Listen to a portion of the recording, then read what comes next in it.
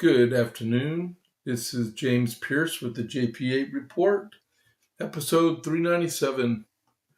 Good afternoon, everybody. I hope it's turning out pretty good for you. As I'm getting situated here, give me a second. Remember, I am a one-man band here. And let me make one change on here. The price of oil just went down big time this morning. Over the last hour, it dropped. So I want to write the new prices down on here. So when I tell you the price of oil, I hope you're sitting down because it will reflect in the gas pumps in a couple of days. Alrighty, let me get back over here. Okay, welcome to the JP8 report. Thank y'all for tuning in. As we get started, please click that follow button if you're not already a follower. Right now, we're sitting at 153 followers. Come on, let's get it up there, okay? And then click that like button for the actual podcast today. And get in chat with us. We got Covite for Life in the chat room. I'm in the chat room. I don't know if Retired Rob is going to be in there, but he might. But come on in there. I will answer questions. If you got a question for me, go for it. I was just about 30 seconds late this morning because I was talking to my wife out there. Raul Castro was just indicted by the Department of Justice for a couple of airplanes that were shot down in the early 90s. They're going to bring him to justice. I wanted to see, I got out of it. They didn't have it soon enough. But I wanted to know, how are they going to get him out of Cuba and bring him to the United States? That's my question. But hopefully it brings to justice for I think it was 4 or 6 Cuban Americans that were killed in 1993. I think that's what happened. All right. So welcome to the JP8 report. Let's do this. America 250 moment. I got a little bit over a page to read, but it's Patrick Henry writing the John Adams. Pretty neat, eh? Okay. So, my dear sir, your favor with the pamphlet came safe to hand. I am exceedingly obliged to you for it, and I am not without hopes it may produce good here, where there is amongst most of our opulent families a strong bypass to aristocracy. I tell my friends you are the author. Upon that supposition, I have 2 reasons for liking the book. The sentiments are precisely the same I have had long since taken up, and they come recommended by you. Go on, my dear friend, to assail the strongholds of tyranny, and in whatever form oppression may be found, may those talents and that firmness which have achieved so much for America be pointed against it. Before this reaches you, the resolution for finally separating from Britain will be handed to Congress by Colonel Nelson. I put up with it in the present form for the sake of unanimity. 'Tis not so pointed as I could wish. Excuse me for telling you of what I think of immense importance. 'Tis to anticipate the enemy at the French court. The half of our continent offered to France may induce her to aid our destruction, which she certainly has the power to accomplish. I know the free trade with all the states could have been more beneficial to her, but any territorial possessions she might acquire. But pressed, allured as she will be, but above all ignorant to all the great things we mean to offer, may we not lose her. The consequence is dreadful. Excuse me again. The Confederacy. That must precede an open declaration of independency and foreign alliances, which would it not be insufficient to confine it for the present to the objects of offense and defensive nature, and guarantee of the respective colonial rights. If if a minute arrangement of things is attempted, such as equal representation, you may split and divide. Certainly will delay the French alliance, which with me is everything. The great forest of Santo Domingo, Martinique, is under the guidance of some person in high office. Will not the Mississippi lead your ambassadors hitherto most safely? Our convention is now employed in the great work of forming a constitution. My most esteemed Republican form has many and powerful enemies. A silly thing published in Philadelphia by a native of Virginia has just made its appearance here. Strongly recommended 'tis, said by one of our delegates now with you. Braxton, his reasonings upon the distinction between private and public virtue are weak, shallow, evasive, and the whole performance an affront and disgrace to this country, and by one expression I suspect a Whiggism. Our session will be very long, during which I cannot count upon the conjurer of talents equal to that task. Would to God you and your Samuel Adams were here. It shall be my incandescent study to form our portrait of government, that a kindred with New England may discern it. Almost finished. And if your excellency cannot be preserved, yet I hope to restrain so much of the likeness, the posterity shall pronounce us descended from the same stock.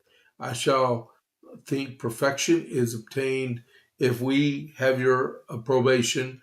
I'm forced to conclude, but first let me beg to your presented to my esteemed Samuel Adams.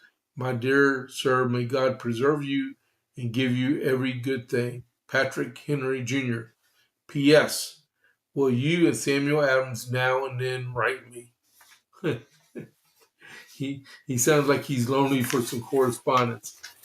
Another good letter. That's from the 20th of May, 1776. Alrighty. So now we got the armament shop. Whether you're looking for your first firearm, upgrading your setup, or need expert service, Jason at the armament shop is Copper's Cove's premier source for all things shooting. Browse our wide selection of pistols, rifles, and shotguns, backed by top-tier gunsmithing for repairs, along with reloading supplies and professional cleaning to keep your firearm in peak condition. Need a transfer? We make FFL transfers fast, easy, and affordable. Need your CHL? Jason can handle those classes. He has over 3 decades of experience. Visit the Armament Shop today at 115A West Avenue D in Coppers Cove, or call or text 254-560-2023, or visit www.armamentshop.com. That's www.armamentshop.com. The Armament Shop, your safety, our priority. Alrighty. So let me get back over to here. All right. So that being said, let's go do the JP8 report. I see Covite for Life is in here. Good afternoon to you too, sir. Looking for some more commenters and some likes. Let's do this. What I told you just now. Raul Castro was just indicted by the Department of Justice. And the president was at the Coast Guard Academy, and he was cutting it up, and he was having fun. And those Coast Guard cadets and Merchant Marine Academy cadets they looked like they were really enjoying themselves. All right. So, Iran update. Trump says he will be at the G7 summit in France.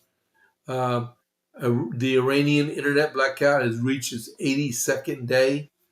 Vice President Vance, Iran is not a forever war. Next is Iran threatens war beyond the region if it's attacked again.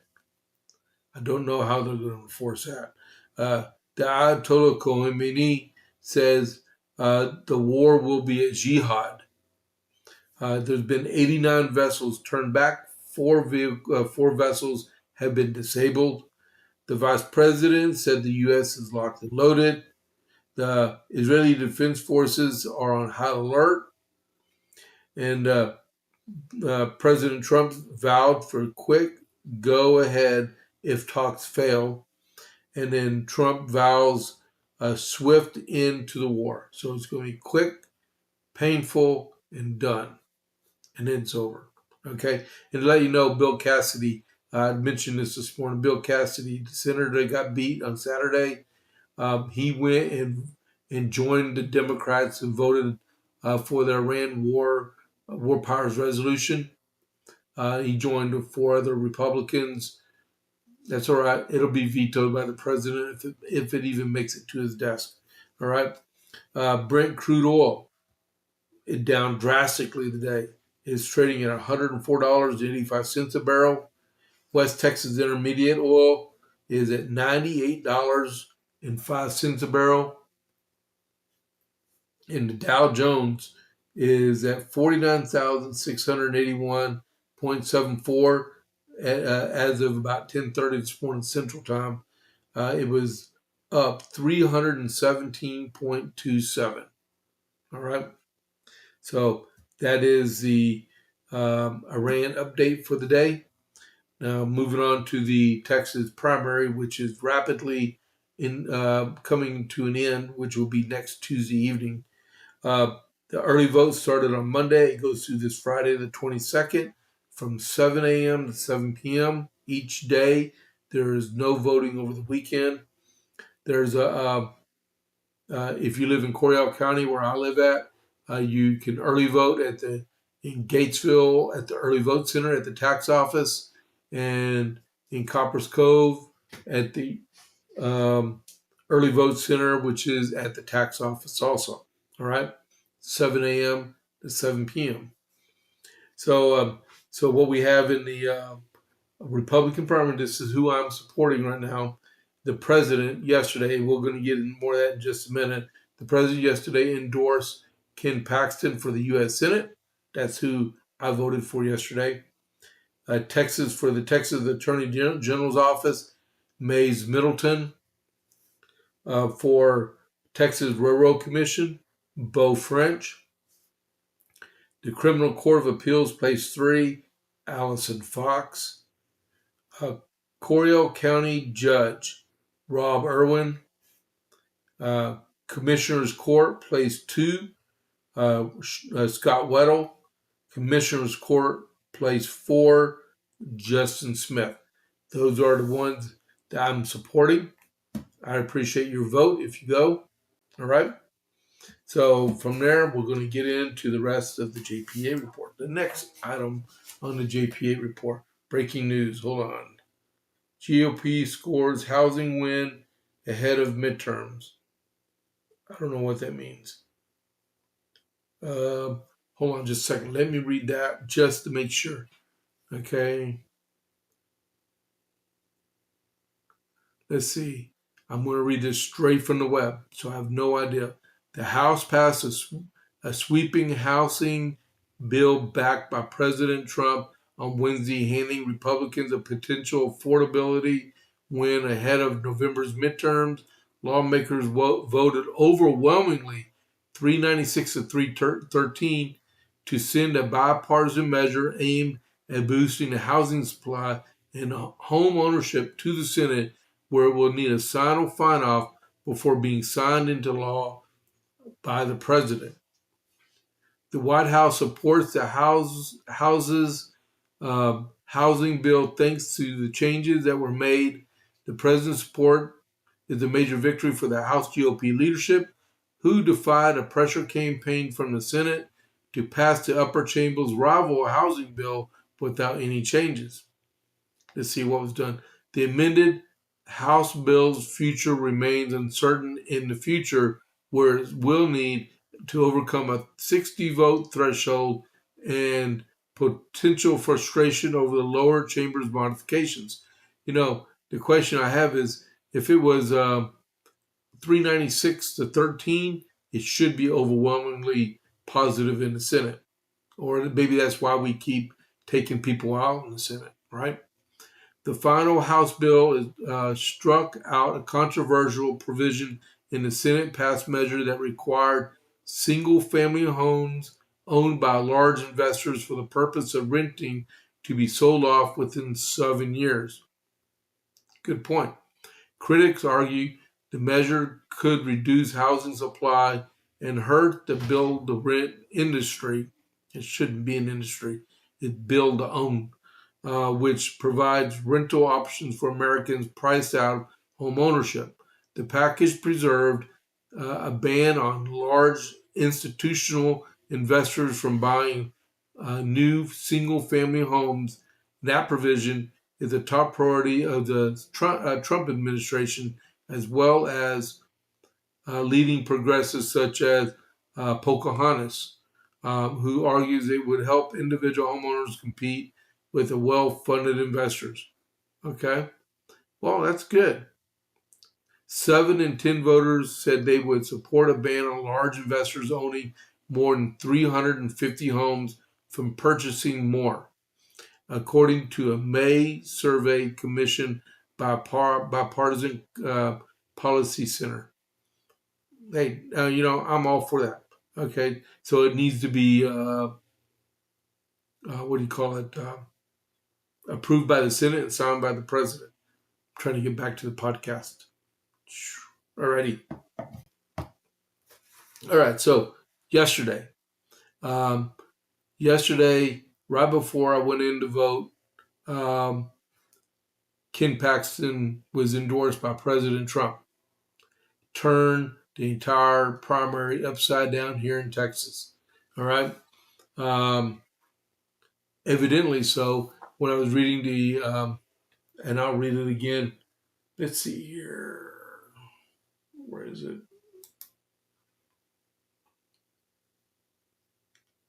Nope. Where? These things hide. Okay, so in the Texas scorecard this morning, on the first article, third paragraph, it said Paxton celebrated the endorsement Tuesday afternoon, while Cornyn responded with the discredited theory that voters should focus on electability in November rather than advancing their political agenda. And then it says the incumbent senator then canceled many of his remaining campaign events. I don't know what all that means about the last part, but to me, at first thought, it's like he accepted his fate. And then I saw the airways obliterated with political ads against Ken Paxton. So we'll see more in the next couple of days. Some of these ad campaigns, these PACs, they are vile and vicious, and they come on both sides too. Republican on Republican, Democrat on Democrat. They're more vicious on the Republican side. All right.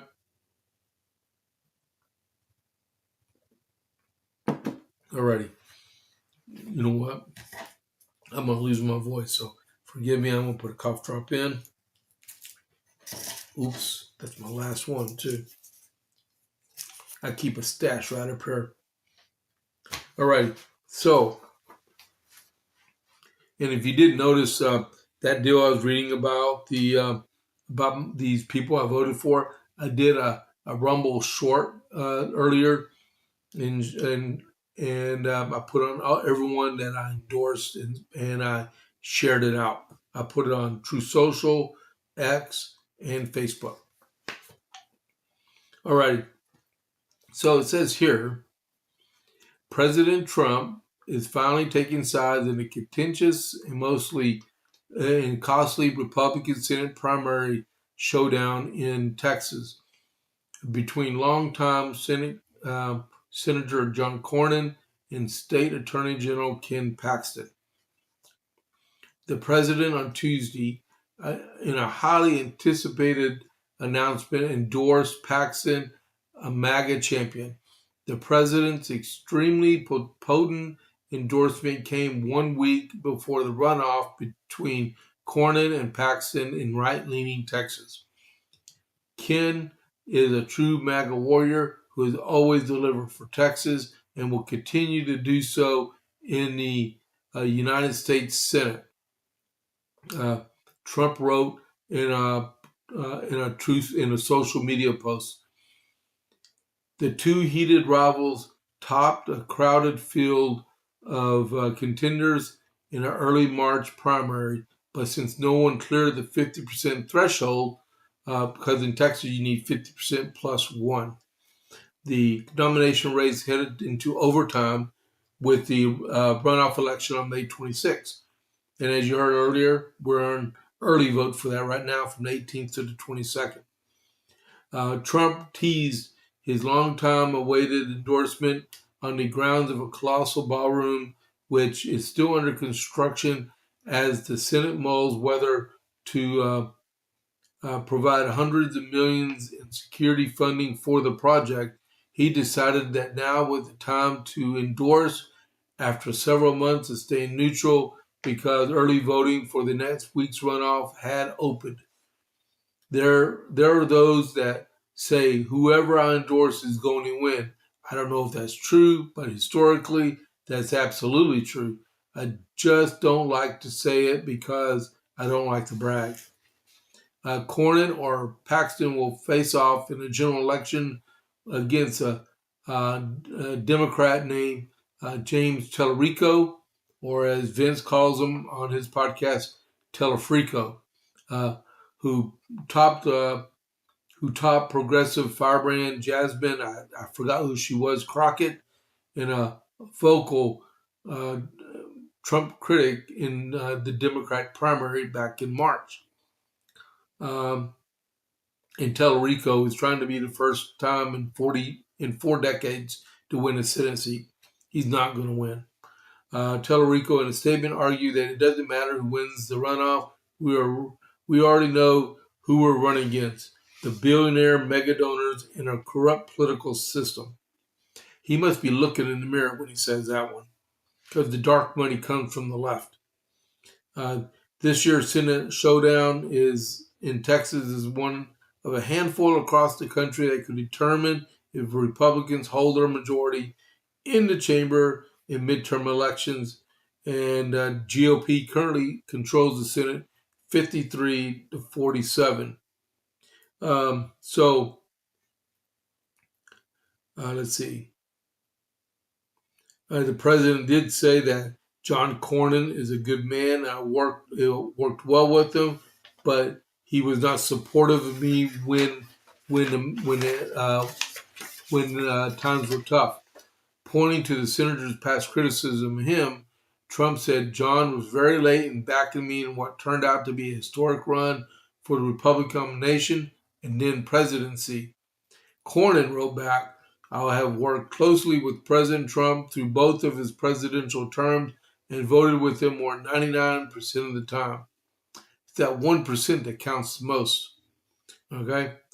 He has consistently called me a friend in this race, and it is now time for the Republican voters to decide if they want a strong nominee to help our GOP candidates down the ballot and defeat Tellerico in November, or a weak nominee who jeopardizes everything we care about.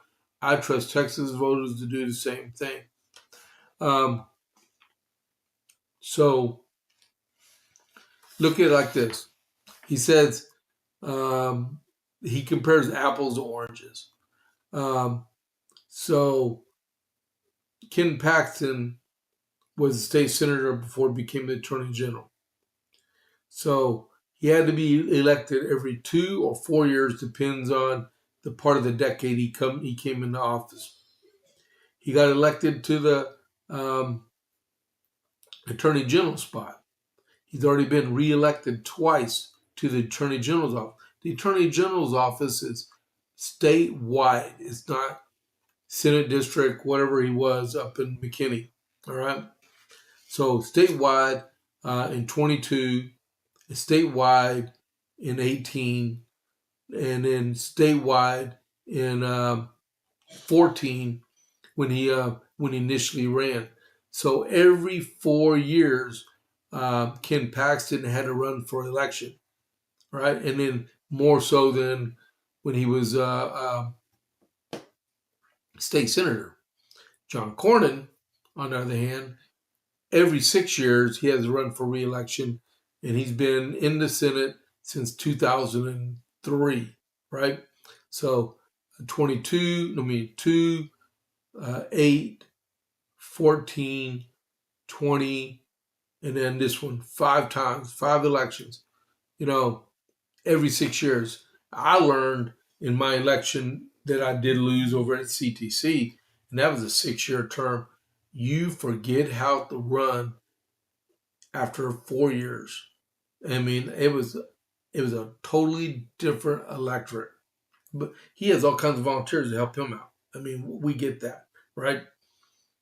But he's old, and we need new blood. I'm not saying that Ken Paxton's got to stay more than 6 years or more than 12 years, but we just need someone that's dependable and can do the job and take recommendations from the president, the leader of his party, and he's not. He made a comment about Ken Paxton yesterday, right? And then Vince put it out that he said the exact same phrase against President Trump back in 2020. Or against, right? So 2020 or 2024, one of the two. But it was disparaging, disrespectful to President Trump. So he's a turncoat. He needs to go. He may be a good guy. And I tell you what, if Ken Paxton loses the primary on Tuesday, I'll vote for John Cornyn. I don't have a problem with that. He is a Republican. Like Dan Bongino says, the worst Republican is better than the best Democrat. Always, hands down. All right? Always, right? Even Lisa Murkowski. I would vote for her if she was on the ballot here. I would. If she was the last person standing and won her nomination, I'd vote for her. All right? So get out there and vote. Get out there and vote. Get out there and vote. Only if you live in Texas. Don't come from Louisiana to vote for Ken Paxton because you're going to be shown the door. All right? We have voter ID here. We're not California. All right, next. Oh, yeah. Besides that, bye-bye, John, bye-bye. Okay, so what I mean by that is bye, John Cornyn, because you're going to get beat on Tuesday. The next John is John Thune.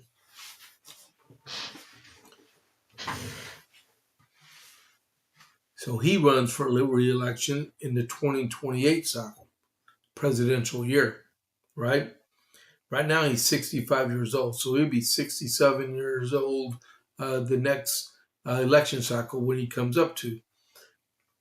I guarantee you, after what he did as majority leader in this Congress,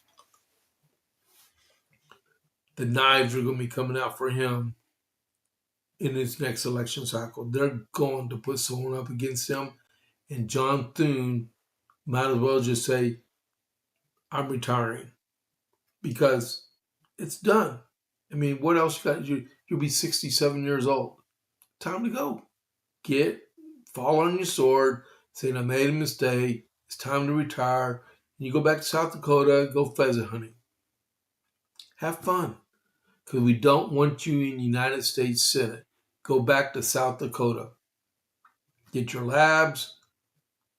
Go out hunting. Get your shotgun. Shoot some pheasant. Maybe even start your own hunting guide party. I don't care. Just get out of the Senate because you screwed us over. Always, man. So John Cornyn, bye. John Thune, bye-bye. We need you both out of here. All right? All right. So next, the next victim. So, yeah, what am I doing on time? It's 12:30. Got 30 minutes left. COVID for Life is still there. I got people in here. I need a couple more followers, please. So if you're watching, click that follow button for me. All right? It's free. FREE. In Army talk, it's Foxtrot, Romeo, Echo, Echo. All right? So last night, a non-veteran lost to a veteran. So Thomas Massey got blown out of the water against Ed Gorain. All right, Ed Gorain is a retired Navy SEAL. He served in the Navy from like 1983 for at least 20 years. He's an officer against Thomas Massey, the fake Republican, fake libertarian. He always thumbing his nose at the president. He even said that he was going to win. He got beat by 10 points, 10 and a half points, right? So he needs you look at all these detractors to the president. Wait, we got more breaking news. Hold on. Raul Castro indicted on charges including murder, conspiracy to kill U.S. nationals. All right. So it's official now. So Thomas Massey has been in the Congress 14 years, seven terms in office. He needed to go in the first place as it was. He spent way too much time. He sucked in all that smog from Washington, D.C. He needs to go back to Northern Kentucky and not run for office again. All right? Don't waste donor dollars. Just retire. Okay?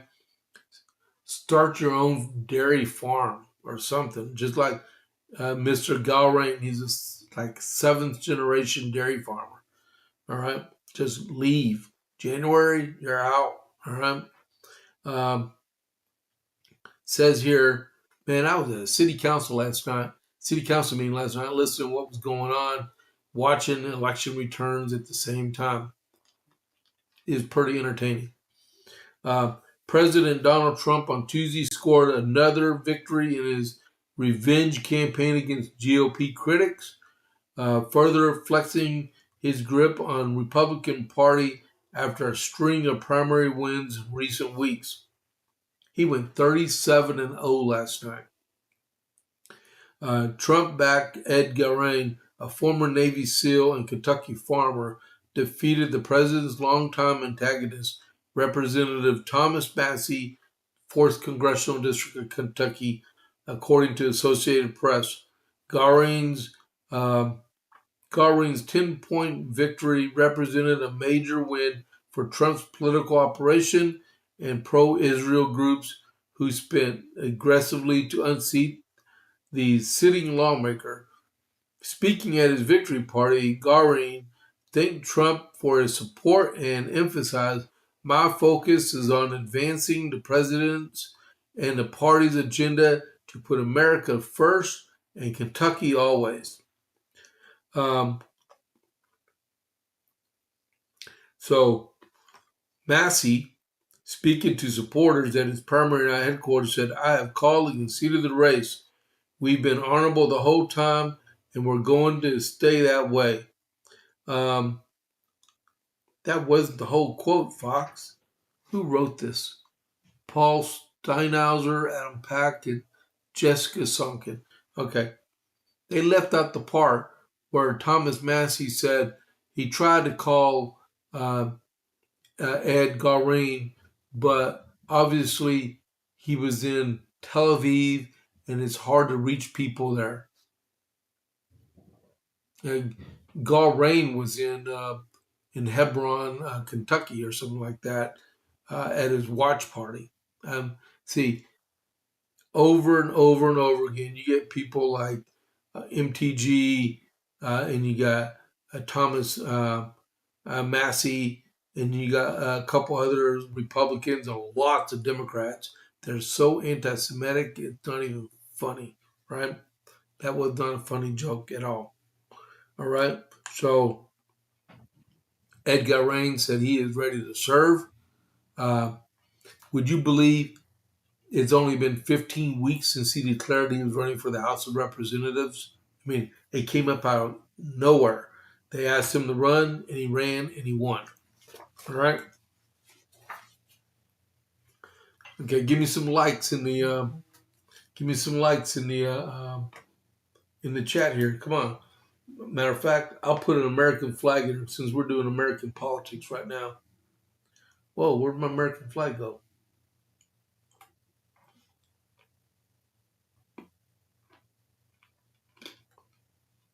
Oh, there it is. My American flag went bye-bye for some reason.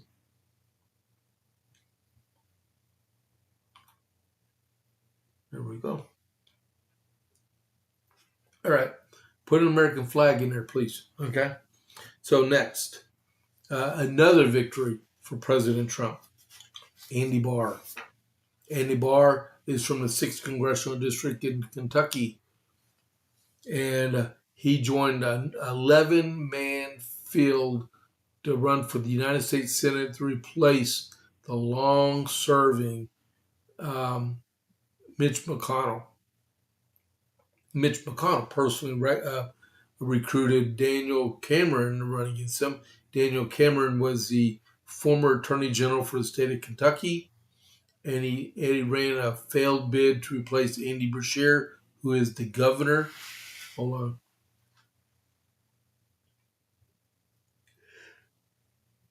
Oh, yeah. Okay. Sorry about that. Yeah, he failed in a run against Andy Beshear 2 years ago, but he found out that Mitch McConnell was retiring. Mitch McConnell asked him to run, and he ran. And then the president was asked, I think they asked Andy Barr if he would run, and if he ran, the president would endorse him, and he did. And can you imagine running when we just had a primary here in our congressional district, CD 31, and we had 9 candidates in there, and the lead candidate got between 55 and 65% of the vote, and the rest of them were all toward the bottom, right? Same thing happened statewide in Kentucky, where Andy Barr, I think he got like 60% of the vote, and then Cameron got 20% of the vote, and then all the 9 other candidates split 20 more percent. I think that's how it went. I mean, it was a lopsided victory. Andy Barr is going to win hands down, all right? And the president endorsed him too. One of the most crowded Republican Senate primaries in the country, President Donald Trump's thumb on the scale provided the difference maker. Congressman Andy Barr from Kentucky came out on top of 11-person bar fight. That's what they said. It was a bar fight in Kentucky. I guess it's because they make that Kentucky whiskey or something like that there. Teeing him up for a showdown in November, replaced retiring Senator Mitch McConnell, a one-time ally thorn in Trump's side. Mitch McConnell's like 80-something years old, okay? And he's been having medical issues, so yeah, he had to retire. Though it is a race of though it's a race overshadowed by another contest where Trump is the driving factor in the state, it's still significant, given that Barr and his Democrat opponent will be at the forefront of change in the political status quo in the bluegrass state. Whoever comes out on top in November will replace McConnell, the longest-serving Republican leader in Senate history, who has been a political force and polarizing figure during his decades in the upper chamber. But like so many races during this time and previous cycles in the Trump era, the president has the main factor on the Republican side, and Barr's bid for the upper chamber came after 7 terms in the House and spurred by a late endorsement by Trump earlier this month. We did have a lead before the endorsement, Barr said before the event on Monday. Our lead has skyrocketed since it was polling that what we were looking at, but we don't take things for granted. That's very, very true. It helped him topple his main it helped him topple his main opponent, former Kentucky Attorney General Daniel Cameron, who remained confident that even without Trump's coveted endorsement, he could still win. I think people are tired of games that are played in Washington and want someone that's looking out for their interests, Cameron told local news outlet. Trump lauded Barr for his loyalty to him and added that he is the only candidate that could easily defeat in what will be the most important election in American history. All right, so he's for Andy Barr is for eliminating the filibuster, and he wants the Save America Act passed. So he'll do everything in his power to help pass that. All right.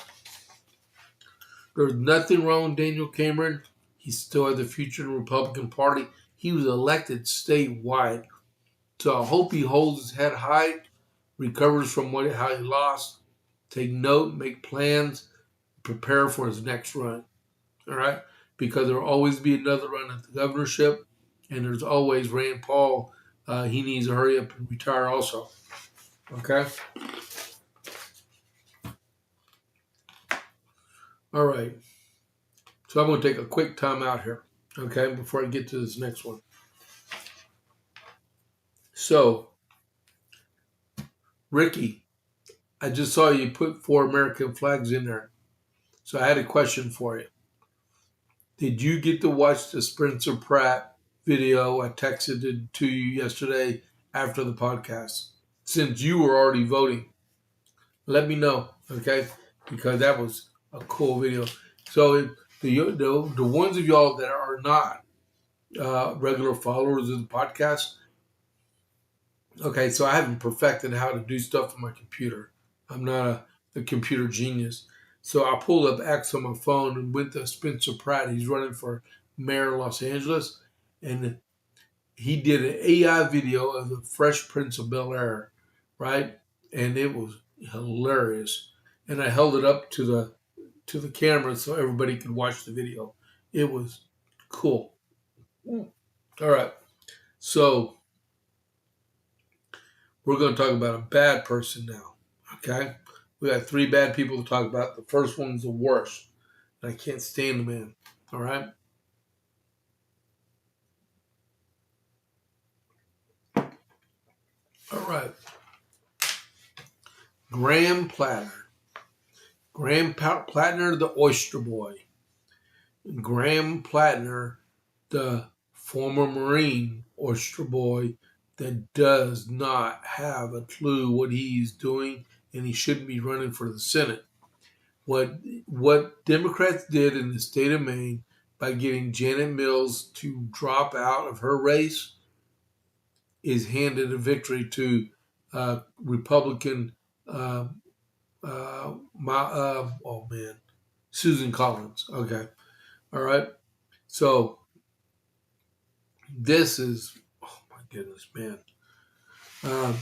Democrat Maine Senator candidate Graham Plattner's deleted Reddit account has continued to cause headaches for his campaign in recent months. In a recent resurfaced post appearing to mock a U.S. soldier almost killed in combat is stirring up more controversy.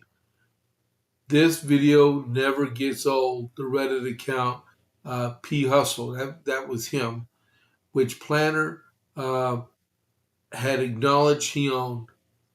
posted in 2019 in reference to a viral video from the helmet cam of PFC Ted Daniels taken during a clash with Taliban fighters in 2012 that ended in Daniels being shot 4 times. He earned a Purple Heart for his injuries.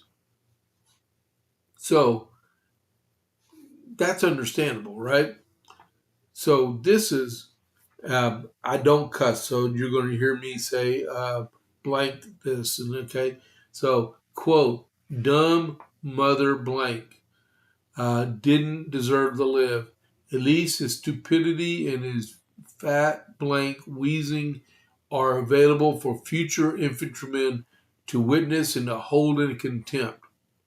Poor marksmanship on the Taliban's part is the only reason why this mouth breather made it home. He managed to make every possible blank decision possible when it comes to small unit combat. The post was deleted, but can be found on Maine's Monitor's database of Planner's deleted Reddit history. Daniels later, Ted Daniels said in later interviews that he purposely moved into the open to draw fire away from other men in his unit, and while he was expressed embarrassment and said tactically it was not a sound thing to do. Ultimately, I put my blank on the line for other guys. Plattner, a U.S. Marine Corps veteran that served 4 tours in Iraq and Afghanistan, is garnering criticism over the deleted post from a variety of sources, ranging from the internet to the National Republican Senatorial Committee to a former Marine who spoke to Fox News. We don't make jokes about our brothers and sisters dying. That's not something we do. That's not normal. That's from Adam Schwartz, a former Naval SEAL, Marine veteran running for the U.S. Senate as a Republican in Minnesota, said about Plattner mocking a fellow soldier on social media in an open forum. Schwartz acknowledged that Marines can sometimes have a dark sense of humor and give each other a hard time about tactics when speaking privately, but said that Plattner's post was something different. We don't post about brothers getting wounded in action. Schwartz also took issue from Plattner's account related to law enforcement, including the all police are blank. I remember, I don't cuss.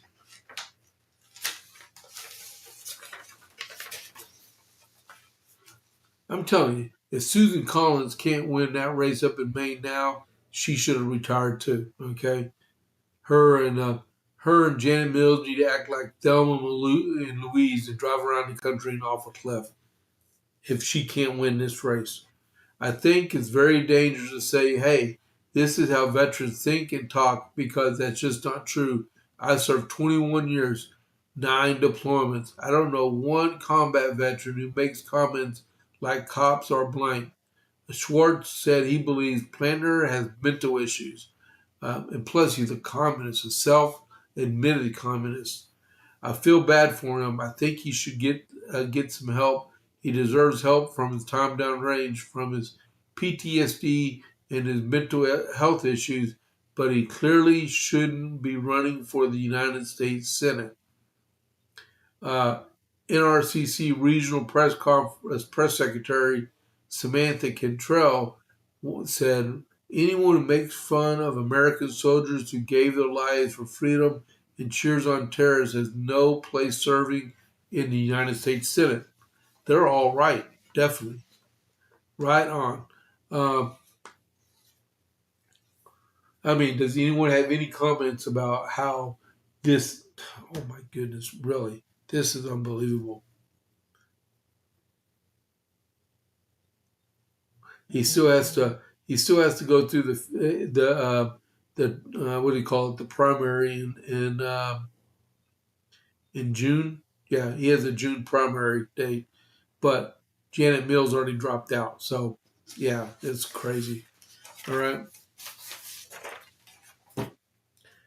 1250. All right. Let's do this. Oh, wait. Let's skim over another one about Graham Plattner. All right. If one wasn't bad enough, let's do another one. The Washington Post editorial board took aim at progressive Maine Senate candidate, no, communist Maine Senate candidate Graham Plattner on Thursday, uh, accusing the Democrat challenger to Senator Susan Collins of offering fantastic solutions to voters' real-world concerns. These extreme proposals deserve as much scrutiny as his covered-up Nazi tattoo. The subheadline warned, "The Senate hopeful is long on anger and short on real solutions. Consider the novice candidate's new plan to address rising energy prices." It added, arguing some of his campaign themes involving punish big business while placing greater control of the economy in the hands of government bureaucrats. That's why he's a communist. The Washington Post does not know what they're talking about, but the guy is an absolute communist. Uh, the editorial focused heavily on Plattner's recently unveiled Take Back American Power plan, which he calls for 4 years freeze on electricity rates, a windfall tax on big oil. I'm going to watch a video on the way to an appointment, leaving in a few minutes. Okay. That was Richard Kovite for Life. He's about to leave. He's got an appointment to go to. Good luck on your appointment, okay? To encourage states to go along with this, since they are responsible for regulating the price of power, he'd offer federal financing to build energy infrastructure, artificially putting a ceiling on what people pay to discourage the production of more energy will discourage. Without discouraging its use.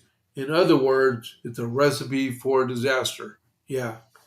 To offset supply concerns, the editorial wrote, Plattner wants to invoke the Defense Production Act to push companies to build clean energy technologies while creating a federally backed loan program for energy projects. Proposals, the board argued, would unnecessarily put taxpayers on the hook for ventures unable to attract sufficient private investment. Yeah, who wants to invest on a failed project? And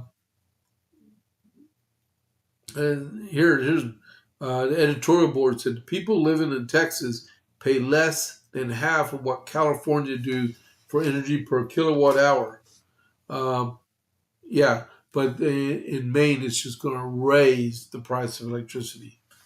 So, and there's a whole bunch of other stuff. I know there's another article out I'm going to print off about him. I give everyone a huge margin of error when it comes to being in the military. That if you can't remember everything, right? But there's some things you should not do. And that would be disrespect a combat veteran, especially one that's either lost his life or almost lost his life, right? I can tell you right now, I have Sergeant First Class John Morton. He is buried at Arlington National Cemetery from Stanton, Kentucky. Then I got Michael Norman, Captain from Killeen, Texas. We have Justin DeCrow, Staff Sergeant. He's buried in Plymouth, Indiana. There's 3 right there. I'm telling you, do not diss us veterans in the face of their buddies being shot and wounded or shot and killed. We've seen way too much of it. We don't need to be reminded of it, especially from another veteran that's vindictive on injuries and wounded state of any veteran. All right, I'm tired of people like that. I tend to question his actual military experience. What do we got here? It's 12:55. We're going to hold off on that one. Here's what we're going to talk about: the minority leader of the House of Representatives. All right, Hakeem Jeffries.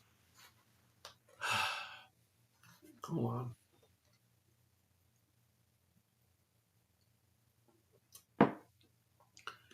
Please click that like button and please click the follow button, please, okay?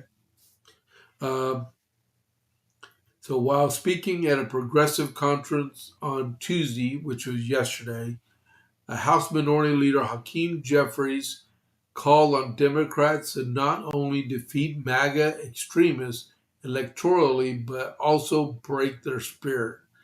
Jeffries, who stands to gain the House Speaker's gavel if Democrats take the majority in midterm election, he's not, and he won't even be the House Minority Leader after that, and said that part of how we as a House Democrats view this moment, either MAGA extremists are going to break the country or we're going to break them, and our goal is to break them. During the panel, Jeffries reassured, as a guarantee, we're going to take back the control of the House of Representatives in November. We will defeat them. He continued, we have to beat them electorally, and then we have to break their spirit, because the extremism that is being unleashed on the American people, that's completely and totally unacceptable. The comments sparked immediate concern and backlash from Republicans online. And I'm not going to get into all these comments. It's crazy. But I encourage you to go read it. It's on Fox News. It said Hakeem Jeffries shredded over disgustedly violent call for Dems to break spirit of MAGA. Wow. Okay. So where are we at? We're at 12:58. Is there anything else I can do this? Man, I'm building this stuff up again. I'm going to eat lunch and get ready to go to church this evening in just a couple of minutes. Encourage y'all. I'm very much going to encourage y'all to get out and vote no matter where you live, and especially in Texas. Polls are open to 7 p.m. tonight. Like I was saying, Paxton, Middleton, French, Allison Cox, statewide, okay? Give them your vote. Let's get her done, okay? Thank y'all very much for tuning in today. If I haven't showed this in a while, so if you are looking to try to see what I do online or communicate with me online, you can find me on X at James Pierce Jr. You can find me on Facebook at James A. Pierce Jr. You can find me on YouTube at the JP8 Report 67. You can find me on True Social at James A. Pierce. And if you want to send an email to the podcast, it's jp8report@gmail.com. All right? So I've got everything all set. So no political stuff going on. I know there's going to be more tailwinds come out. Matter of fact, here in Coryell County, we've already had 1,200 voters for the runoff, which is really good, right? And it's averaging 90% Republican and 10% Democrat for the runoff, all right? So other than that, I don't have much going on. It's 1 o'clock, so please, if you're watching this on video on demand, don't forget to get out there and vote, and then also click the follow button for the podcast. Click the like button for the podcast, and if you want to, we do have the Rumble wallet that's on here. It says tip. You can tip me in there. Use the Rumble wallet, and it bypasses what we have through Rumble. All right, Rumble made it. We can use it. Let's do it, all right? I'm not going to do a Rumble Premium today. I'm going to call it a day till tomorrow morning. So we'll be looking for the JP's morning brief at 6:30 Central, all right? 6:30 Central. And then we'll do the JP8 report a few hours later, all right? So thank y'all very much for tuning in today. Don't forget to click on that like button and click the follow button for me, all right? I will see y'all later, alligators. This is James Pierce with the JPA report. I will catch you on the flip side. Out.